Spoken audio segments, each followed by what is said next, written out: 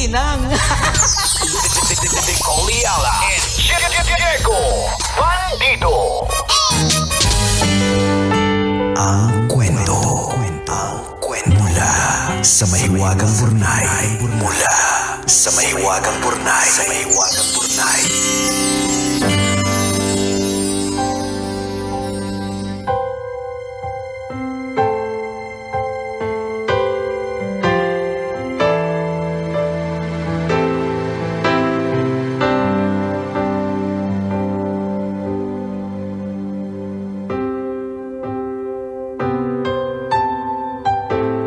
Dear Kumikinang na Tambalang ni Coliala at Diego Bandido. Magandang araw po sa inyo. Itago niyo na lang po ako sa pangalang Ella. Alam niyo po, habang sumusulat ako sa inyo, halo-halong lungkot, ngit-ngit, at pagkalito ang nararamdaman ko. Yung lungkot at ngit-ngit, kakayanin ko na po. Doon na lang po sa pagkalito niyo ko tulungan. Baka po sakaling sa pamamagitan ng payo ninyo, mabigyan ng linaw ang isip ko at magabayan niyo ako kung ano ang dapat kong gawin. Ganito po kasi. Namatay po ang papa ko last month. Aneurysm. Sales manager po kasi si papa ng soft drinks kaya araw-araw nakasakay sa delivery truck. Nagde-deliver po siya sa mga tindahan at karinderya sa mga kalapitbayan. Habang nasa biyahe, bigla na lang daw pong sumakit ang ulo ni Papa. Ang sabi niya sa driver, baka daw kulang lang siya sa tulog. Hindi humupa ang sakit at hinimatay si Papa. Naisugod naman sa ospital pero hindi na din nagtagal.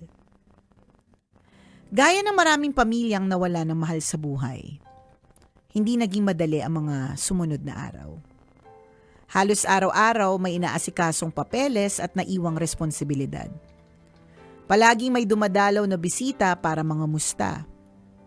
Idagdag pa yung lungkot na hindi namin alam kung paano haharapin.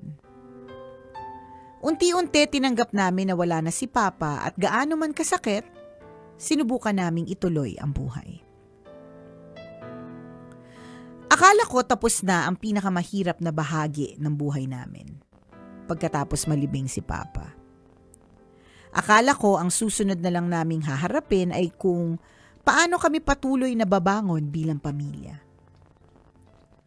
Hindi ko inakala na may darating pa palang isang pangyayari na mas gugulo sa lahat ng emosyon na pilit naming inaayos.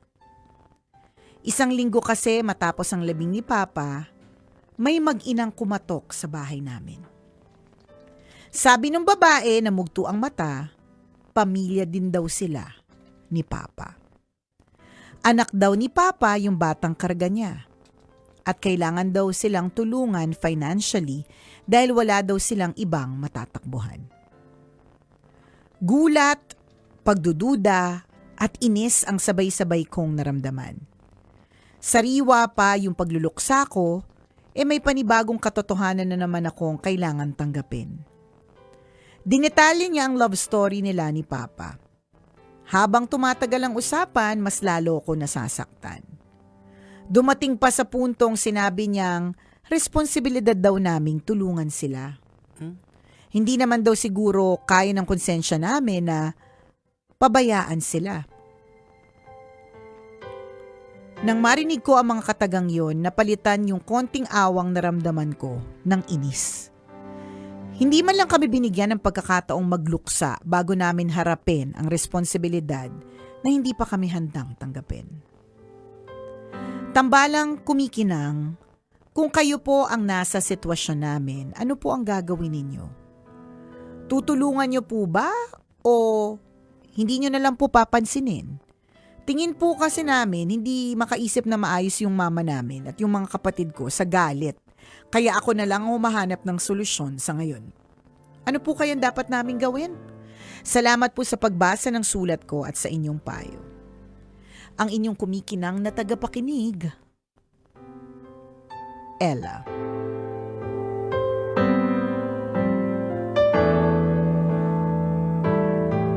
Ella na nalulungkot at ngit-ngit na ngit-ngit. Hi, Ella. Hello. Hello sa'yo. Responsibilidad pa nga ba? Ayon sa batas, Attorney Abogago? Charot. Well, alam mo, Panyera, Anong tingin mo, Panyerong Abogago? hindi na sasaad sa batas yan na may obligasyon. Ang natitirang, mga kamag-anak o kaanak. Oo. Totoo ba? Ang may responsibilidad lang dyan ay yung tatay mismo na lalaki. At dahil wala na siya, Oo. the obligation stops. Yeah, Tama ba? Oo. Kasi Sure ba yan? walang connection kasi. Wala na, diba? O walang connection eh. Kasi ang connection niya kung bakit sa kinakailangan yung suportahan yung logic pag-usapan na ni logic kasi nga inanakan niya yun. So basically, responsibilidad mo. Oo. Pero So, at hindi na sila well, technically kasi, paano yan? Kapatid sa labas. Kapatid pa rin kasi kadugo. pero wala silang connection. Wala, so ibig sabihin walang obligasyon. Hindi, kasi ang connection nila yung tatay. Wala na yung tatay. So paano magko-connect? Pero kapatid. Kasi nga, by blood. Oo. Dahil nga kapatid sa labas. So, papaano? Pero wala siyang obligasyon dyan. Again. Pero hindi nga. Hindi Oo. nyo naman talaga obligasyon. Hindi namin alam kung sa batas or whatever, baka may mga di ba, may mga kanya-kanya namang Oo. yan, parang loophole or Pero ako, Ay, di ko sure. logic says na wala talagang connection pero na. wala na eh. Pareho hindi kayong na. biktima, tutuusin eh. Oo, Paano correct. mo magiging obligasyon? Niloko din kayo ng tatay mo kung sasabihin natin kung na, tutuusin. sorry for the word Oo. kasi hindi nyo alam eh.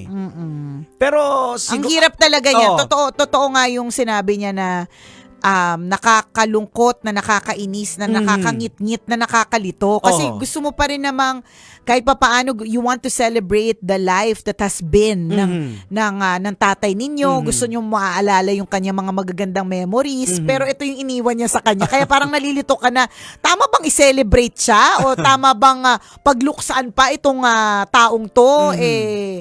Hindi naman nga ako binigyan nga ako ng sakit ng ulo. Iniwan ng sakit ng ulo. well, again kung pwede mong i-consult sa iba, pero ako I would say logic says talaga ako nakikita ko na Wala kang kang obligasyon. obligasyon. So ngayon, kung ako, personal opinion ko hindi mo dapat sa maging obligasyon. Hindi ka obligated. Hayaan mo munang magluksa. And then, pag tumagal ng panahon at biglang naalala mo na, Correct. parang nakukonvict ka na Oo. gusto mong tumulong, then True. Yun na lang din. nasa sayo na yan. Ako, Sim, ganyan din na ngayon, wag nating ipilit. Oo, high kasi yung emotion Correct. ngayon eh. Kasi nakakagalit pa Oo. talaga, nakakainis. Tas ganun pa yung mga galawan. Hindi rin natin siya masisi kasi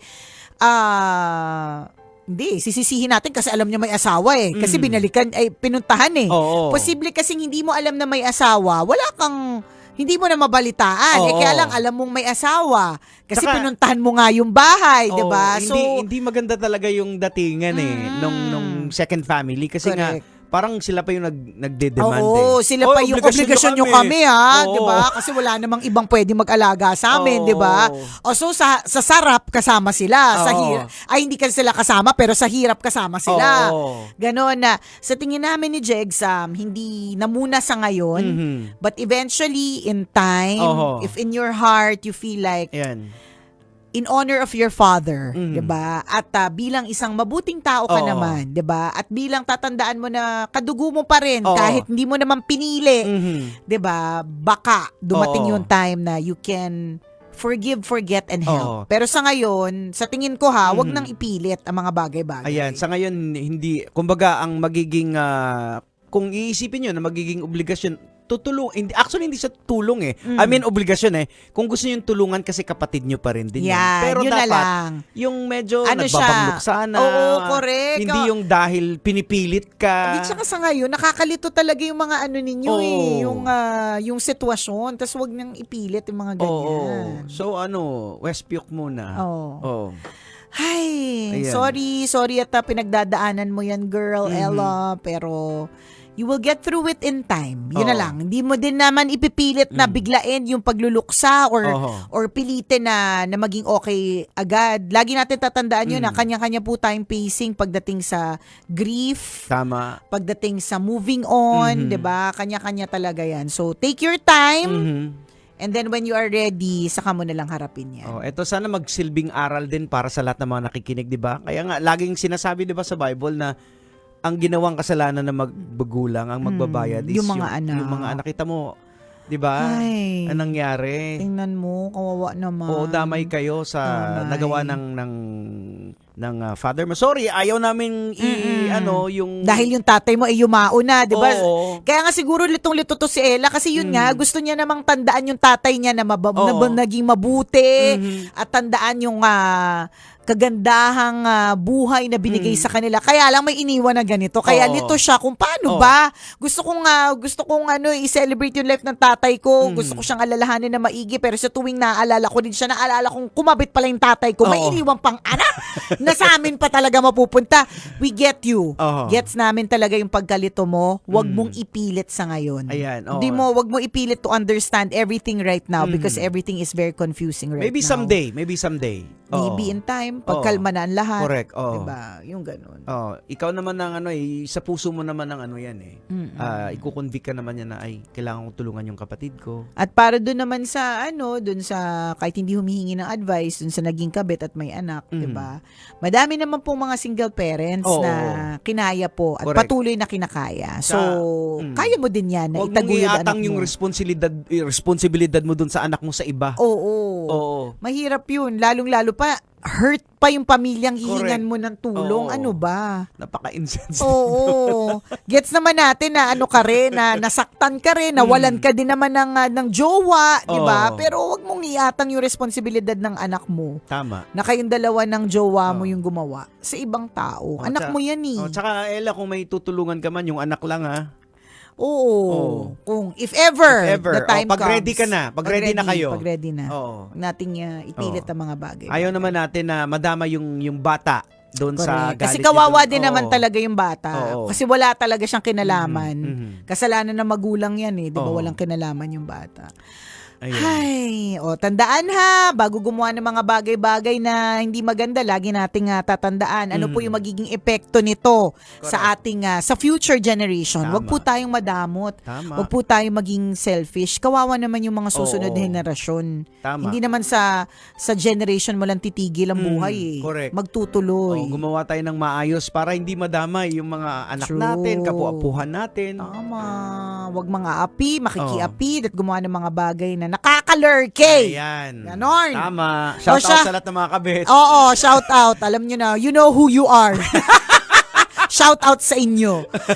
Salamat na marami for sharing, Ella. We hope na matagpuan mo na rin yung peace one of Ayan. these days. Take your time, Ella. Wag mo, don't rush things up. Mhm. Alright. Siyempre, kasama pa rin po ang tambalang kumikinang. Ako po si Diego Bandido. At ako po, si Nicole Yala. Kailangan pa bang i-memorize yan? Basic! Ayan, Ella. Ayan. So, again, take your time. On your own pace. Correct. Yung sinasabi ni Jegs kanina, yung kasalanan ng magulang ay minamana ng anak. Meron din yung scientific na basis Na kaya nga 'di ba pagka halimbawa ikaw ay nagpapa-check up, tinatanong kung ano yung history ng pamilya. Totoo. Kasi napapasa talaga siya, 'di ba? Sino po sa pamilya ang may hypertension, Ayan. cancer, diabetes, Diabetes. yeah. alam na natin. Ako nga, sinabihan nga ako ng doktor ko, sabihan, lahi mo, bulok eh. Bulok. Oo. Bakit ba kasi hindi generational wealth yung namana Kaya- natin eh? Ang namana natin generational generational sickness. Bulok talaga yung lahi mo eh. Ibig sabihin. Pero pwede kaya siyang ma-change pa. Possible, Hopefully, siyempre. no, oo, na oo. nga kapag ka on your generation Siguro nga, dahil bulok nga yung lahi namin, dahil ang daming ginawa ng kasalanan ng mga ninuno ko, hindi na kami hinayaan na magkaroon ng biological namin.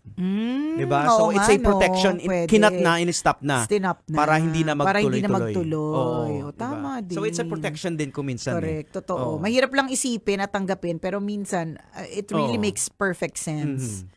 O yun. Ayun. So wag madamot ha, wag selfish. Isipin po yung susunod na henerasyon. Tama. Siya. Alright. Bye-bye mga kabisyo. Bye. Ingat po kayo. Metro's #1 Love Radio. Basic!